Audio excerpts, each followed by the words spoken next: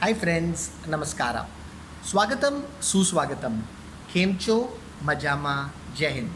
आप सभी को मेरे यूट्यूब चैनल नेटवर्थ रिचेस में फिर से हार्दिक स्वागत। ये चैनल आपकी नेटवर्थ यानी आपकी पैसे कमाने और बढ़ाने की क्षमता में आपकी मदद करती है। साथ ही साथ आप लाइफ में अच्छे डिसीजंस कैसे लो जिससे आपकी नेटवर्थ बढ़ेगी और आप खुश कैसे रहोगे, इसी संदर्भ में भी ये चैनल आपकी मदद करती है। आज हम एक कॉन्सेप्ट के बारे में बात करने वाले हैं जो शेयर मार्केट में है। इसको बोलते हैं zero cost shares. Zero cost shares का मतलब सिंपल है, आपने जो पैसा मार्केट में लगाया वो पैसे आपने निकाल लिए और जो प्रॉफिट है वो शेयर मार्केट में बढ़ रही है। फॉर एग्जांपल, आपने कोई भी शेयर 1 लाख रुपए का ख़रीद लिया, वो 2 लाख हो गई। तो 2 लाख में से आपने जो आपकी मुद्दल अमाउंट है 1 लाख रुपए वो शेयर्स बेच दिए और जो प्रॉफिट के 1 लाख शेयर्स है वो आपने मार्केट में रख दिए। तो इसको हम बोलते हैं ज़ीरो कॉस्ट शेयर्स। वो जो 1 लाख शेयर्स आपकी मार्केट में है वो ज़ीरो कॉस्ट है, क्योंकि जो भी पैसा आपने लगा दिया आपने उसे तो निकाल दिया और जो प्रॉफिट की शेयर्स बची है वो मार्केट में अभी भी कायम है और वो बढ़ते जा रही है। अभी बहुत सारे जो धुरंधर इन्वेस्टर्स हैं वो बोलेंगे कि ये ज़ीरो कॉन्सेप्ट शेयर्स पकाओ है, या आपको शेयर्स ख़रीदना है या शेयर्स बेचना है। लेकिन ये मैं जो वीडियो बना रहा हूँ, नॉर्मल जो हम 9 से 6 हम लोग जो नॉर्मल ऑफिस करते हैं, नॉर्मल मुसद्दी लाइफ टाइप ज़िंदगी है, ये उनके लिए है। क्योंकि पिछले वीडियो में हमने आपको समझाया था, आप 25 से 35 शेयर्स मैक्सिमम आप मेंटल अकाउंटिंग रख सकते हो, आप उस पर ध्यान रख सकते हो। अब उसके पी रेशोज़ जो न्यूज़ आ रही है, उसका एक्सपेंशन क्या हो रहा है, उस पर आप ध्यान दे सकते हो। इससे ज़्यादा अगर आप शेयर्स खरीदते बेचते हो तो वो मैंने आपको समझाया था, वो एक लॉटरी टिकट के बराबर ही होती है। तो अगर ये ज़ीरो कॉस्ट शेयर्स आपने ले लिए, मेरे लिए तो बहुत मदद कर दिए, क्योंकि ये जो मेंटल अकाउंटिंग है उसमें बहुत रिलीफ दे देती है ये ज़ीरो कॉस्ट शेयर्स। लेकिन उसके 2 प्रिंसिपल्स हैं, वो आपको हमेशा याद रहनी चाहिए। अगर ये ज़ीरो कॉस्ट शेयर्स भी है तो आपको ये देखना चाहिए कि आपने स्टार्टिंग में जब पैसे लगाए थे और आपके डबल हुए, जो इन्वेस्टमेंट थीसिस है, जैसे आपने पी रेशो चेक किया है, उनके अर्निंग्स पर शेयर चेक किए हैं, उनका फ्यूचर ग्रोथ प्रॉस्पेक्ट्स, जो भी आपने गणित लगा के वो शेयर्स खरीदे हैं और वो डबल हुए, वो जो इन्वेस्टमेंट थीसिस है वो चेंज नहीं होनी चाहिए। दूसरा तरीका जो आप ज़ीरो कॉस्ट शेयर्स जिससे आप प्ले कर सकते हैं वो है डिविडेंड यील्ड। अभी बहुत सारे शेयर्स है इंडियन शेयर मार्केट में जो डिविडेंड यील्ड बहुत बढ़िया देती है। देखो, सबसे पहले एक डिस्क्लेमर है, मैं कोई पोर्टफोलियो मैनेजमेंट सर्विस तो चलाता नहीं हूँ।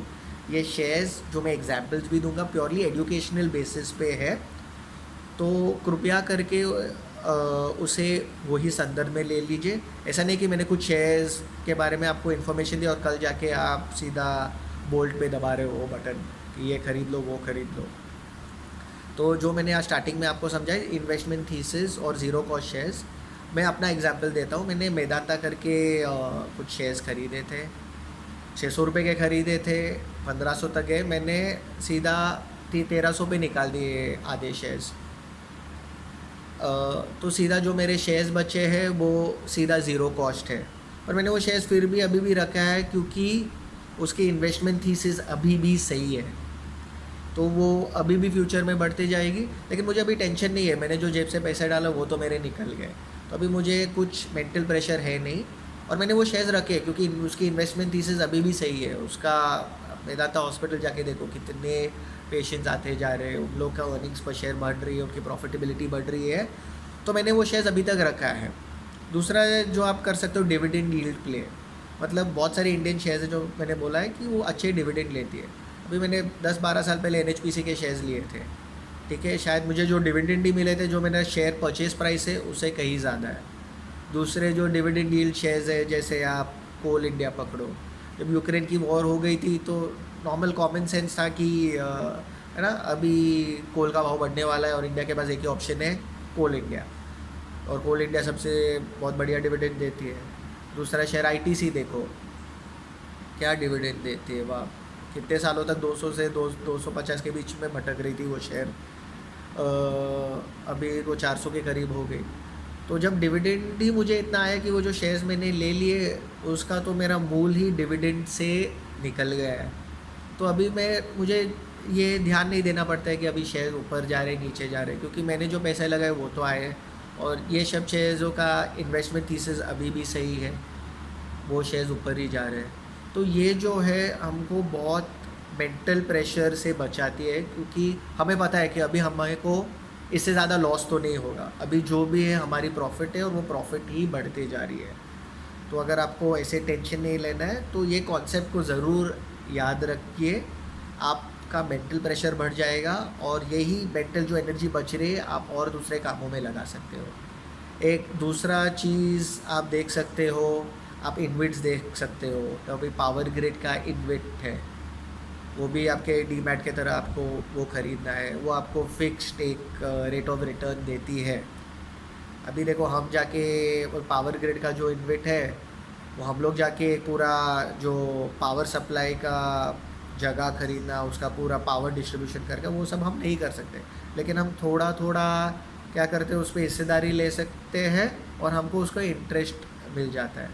दूसरा आप जो कर सकते हो, आप रीट्स में पैसे डाल सकते हो, वो भी डिविडेंड डील प्ले के बराबर ही है, क्योंकि रीट्स क्या होती है, इंडिया की जो टॉप कमर्शियल स्पेसेस है, मॉल्स वॉल्स ऑफिस स्पेसेस है, उस पर पैसे लगा देती है और जो 90% रेंट्स आते हैं वो पूरे जो शेयर होल्डर्स है उसमें बांट देती है।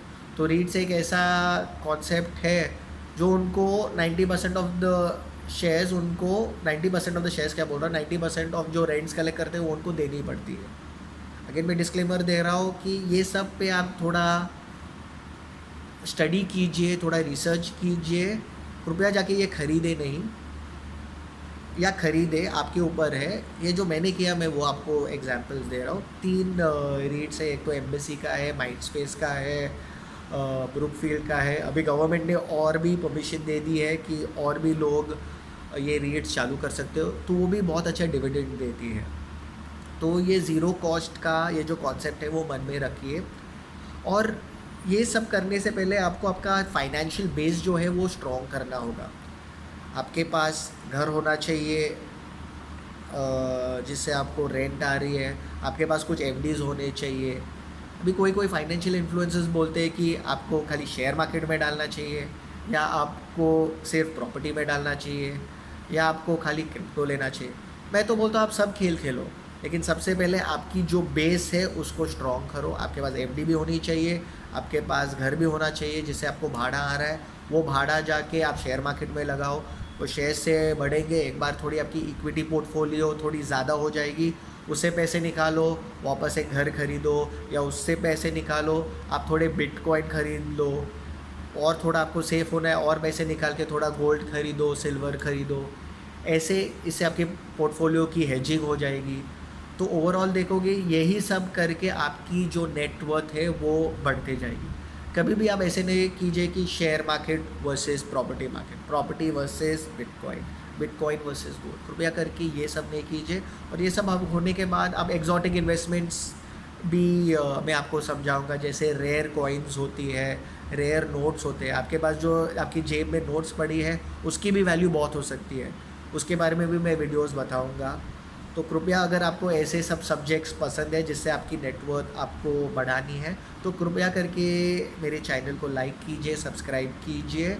मैं ऐसे और सारे रोमांचक वीडियोस आपके लिए लाऊंगा, ऐसे कॉन्सेप्ट्स लाऊंगा जिससे आपकी जो मेंटल प्रेशर है वो कम हो जाएगी और आपकी जो नेटवर्थ है वो बढ़ती जाएगी। धन्यवाद।